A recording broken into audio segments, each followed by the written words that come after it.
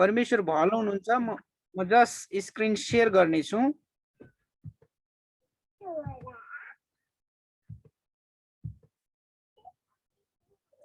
तपाईहरुले स्क्रिन शेयरमा देख्नु भएको छ। मैले यो पहिला लेसन सिकाउँदै गर्दा जुन शेयर गरेको स्क्रिन हो, त्यो भन्दा अगाडि याद गर्नुहोस्, एकजना व्यक्ति, जवान व्यक्ति एउटा पोखरीको अर्थात् तलाउ भएको बाटो भएर हिँड्दै गरिराखेको हुन्छ। अनि हिँड्दै गरिराखेको अवस्थामा अचानक उसले एकजना सन्त व्यक्तिलाई एउटा कुरा संघर्ष गरिराखेको देख्छ। अनि संघर्ष उसले गरिराखेको कुरा यो हुन्छ कि एउटा बिच्छी चाहिँ त्यहाँ पानीमा डुब्न लागिराखेको हुन्छ।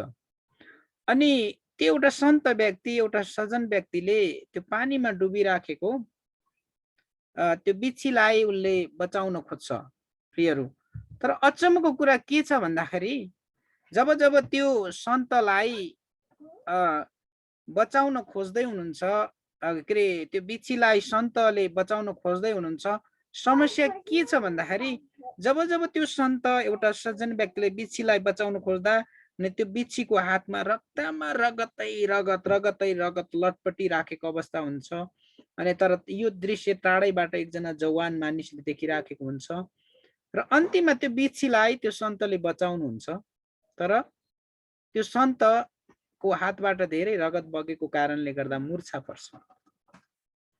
अनि मूर्छा परिसकेपछि त्यसलाई सहायता, त्यो सन्तलाई सहायता गर्नको लागि प्रियहरू, अनि त्यो जवान व्यक्ति आउँछ। जवान व्यक्ति आइसकेपछि पानीहरू छर्कन्छ। पानी छर्किसकेपछि अनि त्यो सन्त व्यक्ति होसमा आउँछ। होसमा आइसकेपछि अनि त्यो जवान व्यक्तिले सन्त व्यक्तिलाई भन्नुहुन्छ, कस्तो तपाईँ मूर्ख मान्छे, जसले तपाईँलाई हातमा टोकेर रक्तमा बनाएको छ, तपाईँलाई बेहोस बनाएर लडाएको छ, त्यसलाई बचाउँदै हुनुहुन्छ। अनि त्यो सन्त व्यक्तिले मुसुक्क हाँस्नुहुन्छ। मुसुक्क त्यो युवकतिर फर्केर हाँस्नुहुन्छ, हेर बाबु, मैले बचाउन जानेको थिएँ तर उसले टोक्न जानेको थियो। मैले यो कथा तपाईहरुलाई भन्दै गर्दा प्रियहरू, हामीले बुझ्नुपर्ने कुरा, जसले जे जानेको हुन्छ त्यही देखाउँछ। हाम्रो परमेश्वर जीवन दिने परमेश्वर हुनुहुन्छ। मानिस जातिलाई जीवन दिनको लागि आउनुभयो। संसार बिच्छी जस्तै टोकिराखेको अवस्था छ। संसारको वरिपरिको वातावरणले तपाईँ र हामीलाई धमिलो बनाइराखेको छ। र पनि तपाईँ र मलाई प्रभु येशूले उहाँ स्वर्गमा नजानुभन्दा अगाडि एउटा नोबल टास्क, एकदमै सर्वश्रेष्ठ काम गर्नको लागि भन्नुभएको छ, जुन कुरालाई मैले स्क्रिनमा राखेको छु। यसकारण जाऊ र सबै देशका जातिहरूलाई चेला बनाऊ, पिता र पुत्र र पवित्र आत्माको नाममा बप्तिस्मा देऊ। मैले तिमीहरूलाई आज्ञा गरेका सबै कुराहरू पालन गर्न सिकाऊ। हेर, म युगको अन्तसम्म सधैँ तिमीहरूको साथमा छु। नेपाली भाषी मण्डलीहरूमा के गएको छ? सुसमाचारको काम भएको छ, चेलाहरू निर्माण भएको छ, पिता पुत्र र पवित्र आत्माको नाममा बप्तिस्मा दिएको छ। यो बप्तिस्मा दिने कामसम्म नेपाली मण्डली एकदमै फराकिलो रूपमा अगाडि बढिराखेको छ। र तर नेपाली मण्डली अहिले चुकिराखेको अवस्था, यसको मतलब दोष दिन खोजेको होइन। नेपाली मण्डलीको इतिहास करिब 100 वर्ष मात्रै छ, कलिलो इतिहास छ। अनि त्यहाँ भनिएको छ, मैले तिमीहरूलाई आज्ञा गरेका सबै कुराहरू पालन गर्न सिकाऊ। अनि परमेश्वरले हामीलाई आज्ञा गर्नुभएका पालन गर्नको लागि, सिकाउनको लागि परमेश्वरको वचनको अध्ययन एकदमै महत्त्वपूर्ण छ। अनि एकदमै महत्त्वपूर्ण छ। परमेश्वरले हामीलाई, मैले केही समय अगाडि तपाईहरुको बीचमा केही उत्साहको वचन बोलेको थिएँ म टिचिङ हस्पिटलबाट। त्यतिखेर मैले एउटा कुरा बताएको थिएँ, कठिन समयमा पनि परमेश्वरसँग भरोसा गर्ने, परमेश्वरमाथि आशा राख्ने कारण सदैव युगको अन्तसम्म अथवा सधैँभरि परमेश्वर तपाईँ र मेरो साथमा हुनुहुन्छ। हामी परमेश्वरलाई धेरै धन्यवाद दिन्छौँ। बाइबलमा यस्तो चेलापनको यस्तो अनुपम नमुना छ। त्यो नमुनाबाट म तपाईहरुलाई आज केही कुरा, महत्त्वपूर्ण कुरा सिकाउन जाँदैछु प्रियहरू। अनि हामीले बुझ्नु, विचार गर्नुपर्ने, कल्पना गर्नुपर्ने महत्त्वपूर्ण कुराहरू छ। अनि यो समय म तपाईहरु बीचबाट नै पढेको चाहन्छु। हजुरहरू मध्ये एकजनाले अहिले दोस्रो तिमोथीको पुस्तक 2 अध्यायको 1 देखि 7 पढिदिनुहोस् त। दोस्रो तिमोथीको पुस्तक 2 अध्यायको 1 देखि 7। आज हामी यो चेलापनको 15औं भागमा हामी महत्त्वपूर्ण एप्लिकेसनमा हामी सिक्न जाँदैछौँ। एकजनाले तपाईहरूले पढिदिनुहोस्। दोस्रो तिमोथी 2 अध्यायको 1 देखि 7 सम्म तपाईहरूले पढिदिनुहोस् त। हुन्छ, यहाँ यसो भनेको छु। दोस्रो तिमोथी 2 अध्यायको 1 देखि 7 सम्म पढ्नेछु। पढिदिनुहोस्। 1 मा भनेको छ, यसकारण तिमी मेरो बालक ख्रीष्ट येशूमा भएको अनुग्रहमा बलियो हो। 2 मा छ, धेरैजना साक्षीहरूका उपस्थितिमा तिमीले मबाट जे कुरा सुनेका छौ ती अरूहरूलाई पनि सिकाउन सक्ने विश्वास योग्य मानिसहरूलाई सुम्पिदेऊ। अनि 3 मा छ, ख्रीष्ट येशूका असल सिपाही चाहिँ दुःख भोगका हामीसँग सहभागी हो। 4 मा, सेनामा भर्ना भएको सिपाही अरू धन्दामा अल्झदैन, किनकि उसलाई भर्ना गर्नेलाई सन्तुष्ट पार्नु नै उसको लक्ष्य हुन्छ। 5 मा, प्रतियोगितामा नियम बमोजिम भाग नलिएसम्म कुनै खेलाडीले पनि इनाम पाउन सक्दैन। 6 मा छ, परिश्रम गर्ने किसानले नै बालीको पहिलो हिस्सा पाउनु पर्दछ। 7 मा, म के भन्दछु त्यो विचार गर, किनभने प्रत्येक कुरामा प्रभुले तिमीलाई समझ दिनुहुनेछ। आमेन।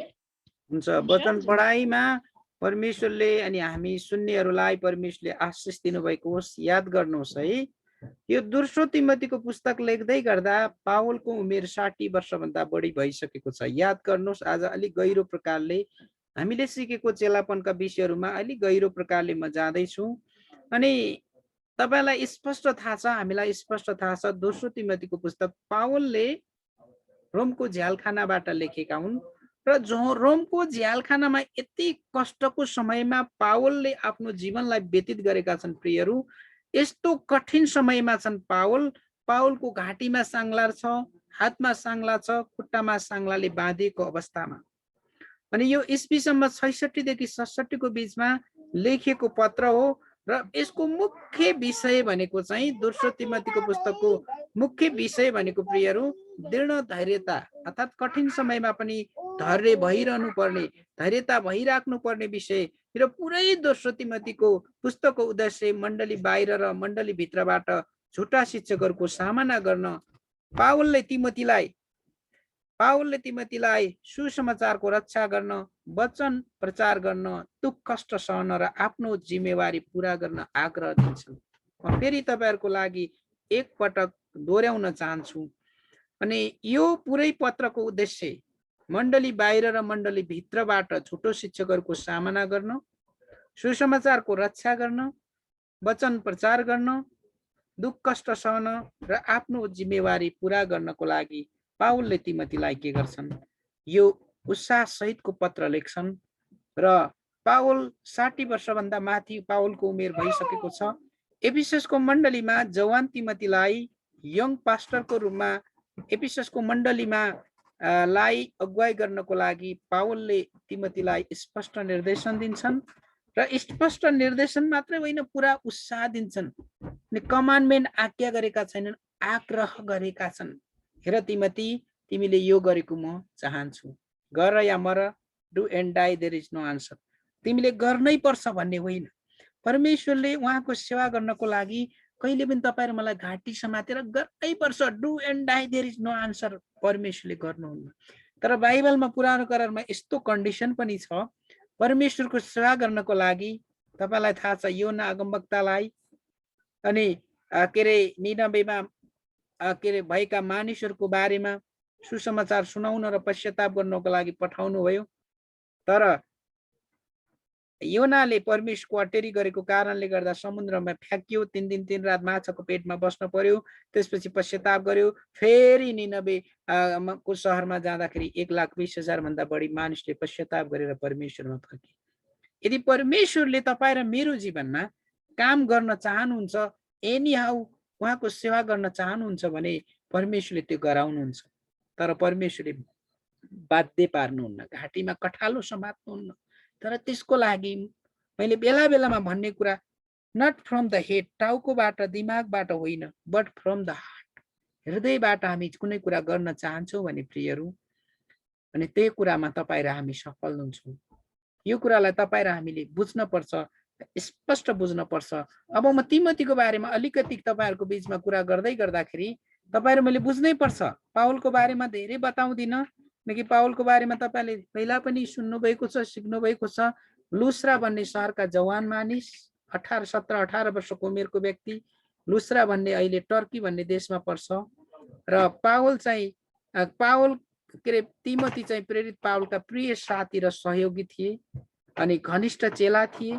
पावलले तिमोथीलाई विश्वासमा मेरो साँचो बालक भनेका छन्। र यो स्पष्ट कुरा र तिमोथीको अर्थ चाहिँ अनरिङ गड, अनि यो चाहिँ परमेश्वरलाई आदर गर्ने व्यक्ति भन्ने हुन्छ प्रियहरू। अब तपाईँले बुझिसक्नु भएको छ।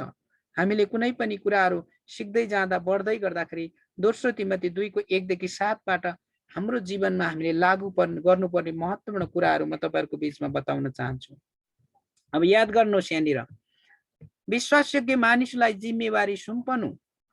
दोस्रो तिमोथी 2:1 के भन्छ? परमेश्वरको सेवा गर्दै गर्दाखेरि हामी यतिजना, यहाँनिर अहिले मैले 31 जना देखिराखेको छु, हामी 31 जना परमेश्वरका छोराछोरीहरू जसरी जुन प्रकारले यो संगतिमा जोडिएका छौँ, पहिलो कुरा परमेश्वरको सेवा गर्नको लागि परमेश्वरले ट्यालेन्ट खुबी भएका मानिसहरूलाई होइन, तर विश्वासयोग्य मानिसलाई के गर्नुहुन्छ? उहाँको राज्यको लागि प्रयोग गर्नुहुन्छ। ट्यालेन्ट, खुबी, ब्याङ्क ब्यालेन्स, घर, रुपियाँ पैसा, सम्पत्ति, ठुलो घराना भन्दा पनि परमेश्वरले चाहनु भएको उहाँको सेवा गर्नको लागि विश्वासयोग्य व्यक्ति। त्यसैले प्रियहरू, वास्तवमा तिमोथी धेरै धनी व्यक्ति थिएनन्। तिमोथी शरीरमा या जिम भएको, पुरा बोडी भएको व्यक्ति थिएनन्। साधारण व्यक्ति र पनि बिरामी भएको व्यक्तिलाई, तर एउटै कुरा, तिमोथीको आमा र उसको बजैले जुन कुरा उहाँ तिमोथीलाई सिकाउनु भयो, जसको कारणले गर्दा विश्वासयोग्य व्यक्ति पावलले तिमोथीलाई देख्नुभयो। र दोस्रो तिमोथी 2:1 विश्वासयोग्य मानिसलाई जिम्मेवारी सुम्पनु। धेरै साँचीहरूको अघि जुन विश्वासलाई तिमोथीले को जीवनमा पावलले देखे, र त्यो कुरा चाहिँ अहिले पावलले आग्रह गर्दैछन्, बताउँदैछन्। र दोस्रो तिमोथी 2:1 हेर्दै गर्दाखेरि 4वटा पुस्ताहरू छ त्यहाँ। पहिलो पावल, दोस्रो तिमोथी, तेस्रो विश्वासयोग्य मानिस र अन्य मानिस।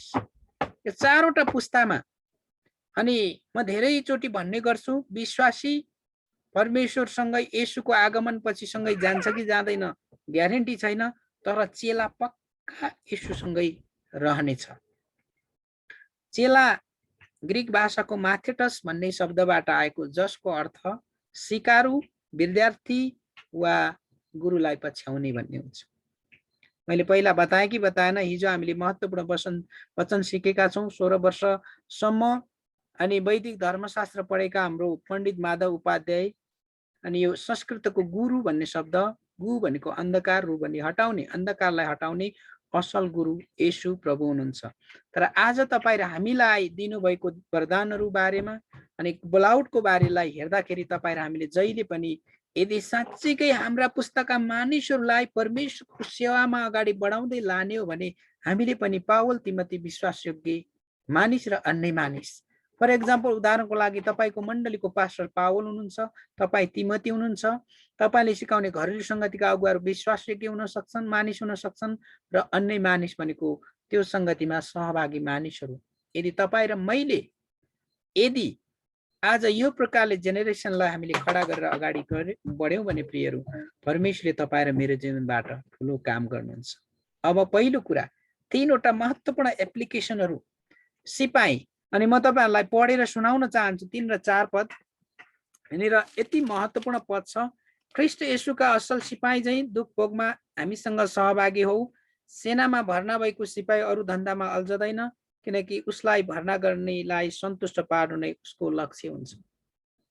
यदि सेनामा सिपाहीले ऊभन्दा माथिको के अरे सेकेन्ड लेफ्टिनेन्ट अर्थात् कर्णेल जर्नेलको कुरा मानेन भने जागिर चट हुन्छ।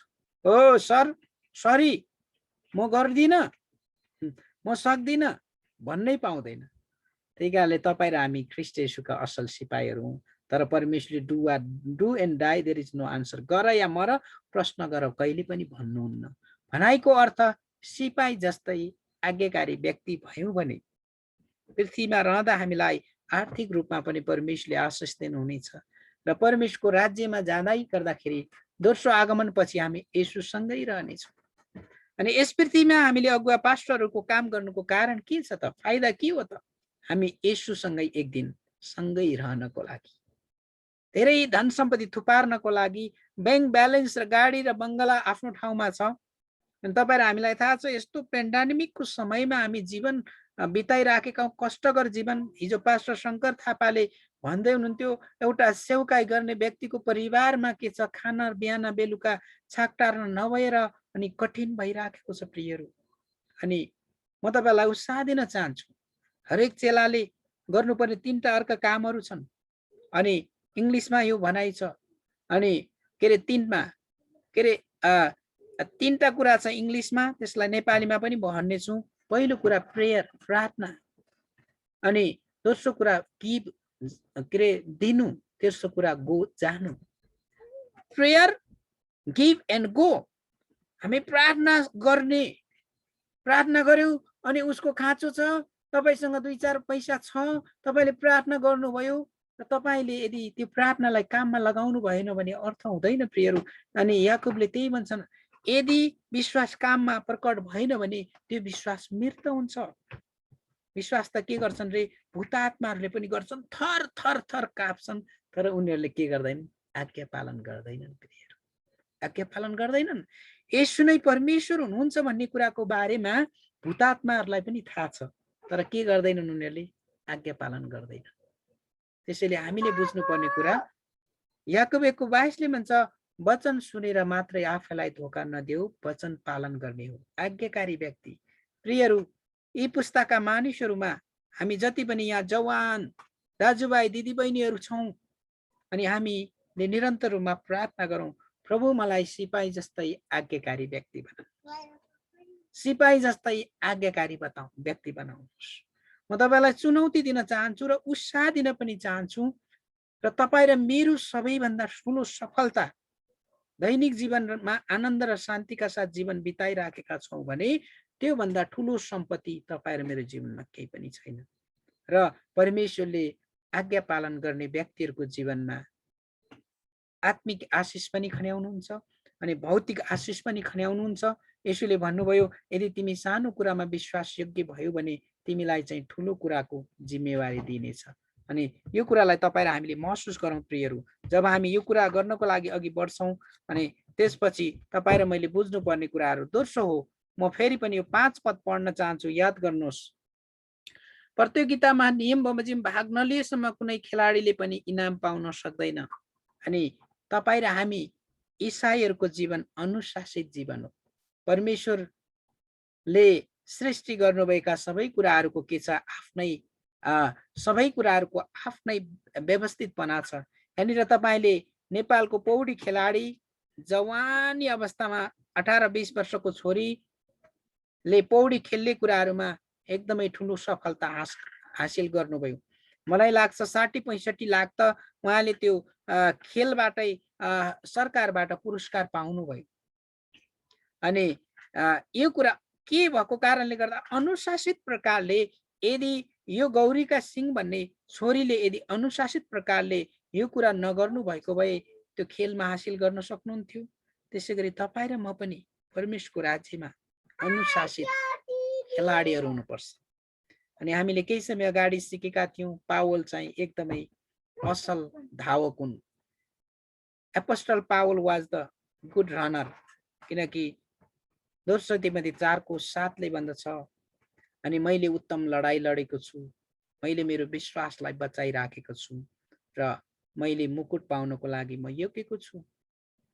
ईसाईहरू, तपाईँ र हामी सबै अनुशासित खेलाडीहरू हौँ। तपाईँ र हामीले आफूलाई अनुशासनमा राखौँ। प्रार्थना गर्ने कुराहरू अनि बाइबल अध्ययन गर्ने कुराहरू, सङ्गतिमा रहने कुराहरू, त्यसको साथसाथै आज्ञाकारिता र अनुशासित जीवन एकदमै महत्त्वपूर्ण छ। लापरवाहीको जीवन नजिउँ हामी।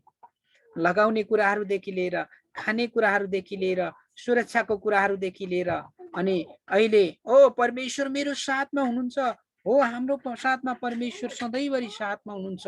यो कठिन अवस्थामा पनि तपाईँ र हामीले आफैलाई अनुशासित बनाऊ। अनि सरकारले राखेका कतिवटा नियमहरूलाई पनि हामीले पालना गर्नुपर्ने हुन्छ र यी कुराहरूमा तपाईँ र मैले ध्यान दियो भने तपाईँ र मेरो अनुशासनको पक्ष के हो? बोली र व्यवहार नै। ओ मैया मैया मै, बोली त यस्तो मिठो छ तर चाहिँ के छ, व्यवहार चाहिँ 2 पैसाको पनि छैन भन्ने कुराहरू हामीले सुन्नमा पाउँछौँ प्रियहरू। हामी जे हौँ त्योभन्दा बढी केही पनि होइनौँ। हामी इसाईहरू, हाम्रो बोली मिठो के अरे तर व्यवहार 2 पैसाको छैन भने मानिसहरूले तपाईँ र मेरो अगाडि नभने पनि बिस्तारै अलि पर गएपछि कुरा काट्न थाल्छन्। त्यसैले प्रियहरू, पहिलो कुरा सिपाही जस्तै तपाईँ र हामी आज्ञाकारी बन्नुपर्छ। दोस्रो खेलाडी जस्तै अनुशासित बन्नुपर्छ। अनि यो 18-20 वर्षको छोरी जो एकदमै अनुशासित छोरीले नेपालको शिरलाई उच्चो पार्नु भएको छ, गौरीका सिंह, सबै व्यक्तिहरूलाई त्यस्तै एउटा प्रसिद्ध व्यक्ति हुन मनपर्छ। तर पावल यस्तो अनुशासित इसाई खेलाडी हुन् जसले नयाँ करारमा एउटा यस्तो बिग कन्ट्रिब्युसन गर्नुभएको छ अनि आधा पुस्तकहरू समेत लेख्नु भएको छ। पावलले उत्तम लडाई लडे, निरन्तर रूपमा विश्वासलाई बचाइराखे। पावल एउटा असल खेलाडी हुन्। आज तपाईँ र हामीलाई त्यसै गरी पावलले तिमोथीलाई जुन प्रकारले इन्स्ट्रक्सन दिँदैछन्, निर्देशन दिँदैछन्, सहायता गर्दैछन्, उत्साह दिँदैछन्, तपाईँ र मेरो लागि, पहिलो हामी सबैको लागि यो वचन एकदमै महत्त्वपूर्ण छ। अनि यो प्रकारले तपाईँ र हामी अगाडि बढ्यौँ भने एक दिन, अनि तेस्रो महत्त्वपूर्ण कुरा फेरि पनि म वचन पढ्न चाहन्छु, 6 पद। परिश्रम गर्ने किसानले नै बालीको पहिलो हिस्सा पाउनुपर्छ। हेर्नुहोस् है, परिश्रम गर्ने किसानले नै बालीको पहिलो हिस्सा पाउनुपर्छ। अनि तेस्रो महत्त्वपूर्ण कुरा हो, लखर काम नभएर हामी त्यत्तिकै डुलुवा बन्नु हुँदैन। अनि परमेश्वरको सुसमाचार सुनाउनको लागि कतिपय अवस्थाहरू हामी हिँडुल गर्न पर्छ, तर तपाईँ र हामी किसान जस्तै मेहनती बन्न पर्छ प्रियहरू। तपाईँ र हामीले बुझ्नुपर्ने महत्त्वपूर्ण कुराहरू के भयो थाहा छ? महान इजरायलको राजा दाउद, खाली दिमाग शैतानको घर। अनि इजरायलीहरू लडाईँमा गइराखेका थिए। राजा दाउद के भए, अनि के अरे दरबाजको कौशी माथि जाँदै गर्दाखेरि बत्सेबालाई नुहाइराखेको देखे अनि राजा दाउद व्यभिचारमा फसे। राजा दाउदले हत्या गरे। अनि त्यही कारणले गर्दा दिमागलाई खाली नबनाउनुहोस्। तपाईँ जुन ठाउँमा हुनुहुन्छ, जे गर्दै हुनुहुन्छ, म तपाईँलाई उत्साह दिन चाहन्छु, परिश्रमी बन्नुहोस्। तपाईँको आफ्नो जीवनको गवाही लेख्नुहोस्। यदि तपाईँ काठमाडौँमा हुनुहुन्छ, जहाँ तपाईँको करेसा बारी छैन, जहाँ तपाईँको के अरे समय बिताउने ठाउँ छैन भने तपाईँहरू बाइबल पढ्ने व्यक्ति बन्नुहोस्। जन वेस्लीले भन्छन्, एउटै पुस्तक बाइबलको व्यक्ति बनाऊ। परमेश्वरको वचनलाई खररर पढ्ने मात्र होइन, अध्ययन गर्ने बानी बसालौँ। यो समय तपाईँ र मेरो लागि भविष्यमा गवाहीको लागि समय हो। हामी परिश्रम व्यक्ति बनाऊ। अनि तपाईँहरूले आफ्नो गवाहीलाई लेख्नुहोस्। तपाईँले साथीभाइहरूसँग पनि बातचित गर्नुहोस्। तपाईँले साथीभाइहरूलाई यो सोसल मिडियाद्वारा सुसमाचार पनि सुनाउनुहोस्। तपाईँले बाइबल पढ्नु भनेको तपाईँले परिश्रम गर्नु जस्तै हो। तपाईँले आफ्नो गवाही लेख्नुहोस्। कुनै बेला त्यो कुनै ठाउँमा प्रकाशन हुन्छ, जसले गर्दा हजारौं मानिसहरू प्रभुमा अगाडि बढ्छन्। अनि तपाईँ गाउँघरमा हुनुहुन्छ भने मजाले तपाईँले करेसा बारीमा काम गर्नुहोस्, झारहरू उखेल्नुहोस्, परिश्रम बन्नुहोस्। हेर्नुहोस् त, बुढेसकालमा भएको व्यक्तिले, विशेष गरी मलाई लाग्छ यो भक्तपुरतिरकै सिन हुनपर्छ।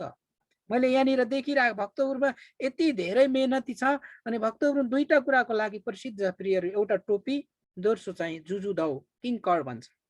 त्यति मात्र होइन, भक्तपुरमा बिहान र बेलुका, अहिले त बिहान मात्रै छ, बेलुका अलाउड छैन, अनुमति छैन। बिहानै रोडमा 5 रुपियाँ, 10 रुपियाँ, 15 रुपियाँमा साग बेच्ने यहाँका स्थानीयहरू ठुलो ठुलो घरको मालिक छन्।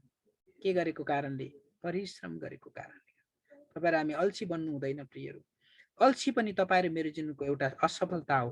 त्यही कारणले गर्दा हामी परिश्रमी बन्नुपर्छ, पहिलो कुरा। अनि सिपाही जस्तै आज्ञाकारी, दोस्रो चाहिँ तपाईँ र हामी अनि खेलाडी जस्तै अनुशासित, तेस्रो चाहिँ किसान जस्तै परिश्रमी व्यक्ति बन्नुपर्छ। हामीले सुरुमा बाइबलको परिचयदेखि संगतिसम्म आउँदै गर्दा हामीले यी चरित्रलाई निर्माण गर्यो भने अवश्य तपाईँ र मेरो जीवनमा परमेश्वरले ठुलो काम गर्नुहुनेछ। अब अन्त्यमा यी 3 किसिमका चरित्रहरू निर्माण गर्नको लागि हामीलाई परमेश्वरले समझ दिनुहुनेछ। यसको लागि समझ, ज्ञान, बुद्धि, याकुब 1:5ले भन्छ, यदि कसैलाई ज्ञान र बुद्धिको कमी छ भने नझर्किकन दिनुहुने परमेश्वरसँग माग, सो कुरा परमेश्वरले तिमीलाई दिनुहुनेछ। यी कुराहरू के कुरा गर्नको लागि याद गर्नुहोस्। स्पष्ट 2 तिमोथी 2:1 4वटा पुस्ता खडा गर्नको लागि। पावल, तिमोथी, विश्वासयोग्य र अन्य मानिस, यो 4वटा पुस्ता खडा गर्नको लागि परमेश्वरले 3वटा चरित्रहरू दिनुभएको छ। पहिलो आज्ञाकारिताको जीवन, दोस्रो चाहिँ अनुशासित जीवन, तेस्रो मेहनती जीवन। र यी 3टा चरित्रलाई निर्माण गर्नको लागि परमेश्वरले हामीलाई समझ दिनुहुनेछ भाइहरू। त्यसैले याद गर्नुहोस्, तपाईँ र हामी परमेश्वरका छोराछोरीहरू हौँ। यस पृथ्वीमा हामीले परमेश्वरको राज्यमा केही कुरा गर्न सक्यौँ भने, जब हामी मेहनत गर्छौँ, जब हामी अनुशासित बन्छौँ, जब हामी आज्ञाकारी बन्छौँ, एक दिन येशू सँगसँगै हामी रहनेछौँ। येशू सँगसँगै हामी राज्य गर्नेछौँ। पृथ्वीको यात्रा र यो जीवन मात्र होइन। तपाईँहरू जवानहरू, मैले अहिले स्क्रिन सेयरलाई स्टप गर्दै गर्दाखेरि अब तपाईँले विचार गर्नुहोस्, तपाईँले आफैलाई फर्केर हेर्नुहोस् एकचोटि। के तपाईँले 4वटा पुस्ता निर्माण गर्दै हुनुहुन्छ? तपाईँको पास्टर पावलको ठाउँमा हुनुहुन्छ, तपाईँ तिमोथीको ठाउँमा, अनि विश्वासयोग्य व्यक्तिलाई तपाईँले निर्माण गर्दै हुनुहुन्छ। अनि जहिले पनि म परमेश्वरलाई धन्यवाद दिन्छौँ। अनि यो सङ्गतिमा हाम्रो भाइ सन्तोष र मैले कुरा गर्दाखेरि हाम्रो जहिले पनि कुरा हामीले जवान भाइ बहिनीहरूलाई उनीहरूको जीवनमा केही कन्ट्रिब्युसन गर्न सकौँ, उत्साह दिन सकौँ। र अब याद गर्नुहोस्, किनकि म बाइबल टिचर पनि भएको कारणले गर्दाखेरि मैले पटक पटक पटक पटक दोहोऱ्याउनुको कारण त्यो कुरा तपाईँ र मेरो हृदयमा बसोस् भन्ने हो। Repetition brings revival. बुझ्दै हुनुहुन्छ? दोहोरिएको कुराले हाम्रो जीवनमा जागृति ल्याउँछ। बाइबलमा यति धेरै पटक धेरै कुराहरू दोहोरिएको छ। चेला भन्ने शब्द 196 पटक दोहोरिएको छ। दोहोरिनुको कारण चाहिँ महत्त्वपूर्ण छ भन्ने हो। तर बाइबलमा हामीले उत्पत्तिदेखि प्रकाशसम्म हेऱ्यौँ भने कुनै पनि ठाउँमा बाजिएको छैन। तर एउटा वचनलाई अर्को वचनले के गरेको छ? ब्याकअप दिएको छ, सहायता गरेको छ। अनि मैले अघि जुन गवाई सुने, तपाईँको साथमा परमेश्वर हुनुहुन्छ। अनि तपाईँलाई याद छ, हाम्रो बिचमा केही समय अगाडि इन्डियाको कलकत्ताबाट हाम्रो बहिनी सिर्जनाले केही कुराहरू हामीलाई उत्साह दिनुभएको थियो। घरको एक्लो कान्छी छोरी, जेठी दिदी विवाह गइसक्नुभयो, बुढेसकालमा बुवा आमा हुनुहुन्छ, तर परमेश्वरले बोलाउनु भयो। त्यसरी परमेश्वरले हाम्रो जीवनमा काम गर्दै जानुहुन्छ। फेरि पनि एकपटक हामीले यो चरित्रलाई निर्माण गर्ने कोसिस गरौँ। कसरी? प्रार्थनाद्वारा। कसरी? हामीले सकेसम्म सहायता गरेर, दिएर, प्रेयर, गिफ्ट, अनि त्यसपछि गएर, अहिले त गएर भन्दा पनि हामीले विभिन्न माध्यमद्वारा सुसमाचार सुनाउन सक्छौँ। अहिलेको यो अवस्थामा हाम्रो बोली र व्यवहारद्वारा धेरै मानिसलाई परमेश्वरमा डोर्याउन सक्छौँ। र 3टा चरित्रलाई निर्माण गरौँ। के अरे, आज्ञाकारी सिपाही जस्तै हामी बन्न सकौँ, अनि अनुशासित खेलाडी जस्तै बन्न सकौँ। त्यसको साथसाथै तपाईँ र हामी मेहनती किसान बन्न सकौँ। र यो कुरा गर्नको लागि प्रियहरू, तपाईँ र मैले जब परमेश्वरमा हामीले हाम्रो आँखा उचाल्छौँ, परमेश्वरले यो कुरा गर्नको लागि हामीलाई समझ शक्ति दिनुहुनेछ। हामी सबैलाई परमेश्वरले आशिष दिनुभएको होस्। हजुरहरू सबैजनालाई जय मसीह। बाँकी चाहिँमा हाम्रो सञ्चालकले लिनुहुनेछ।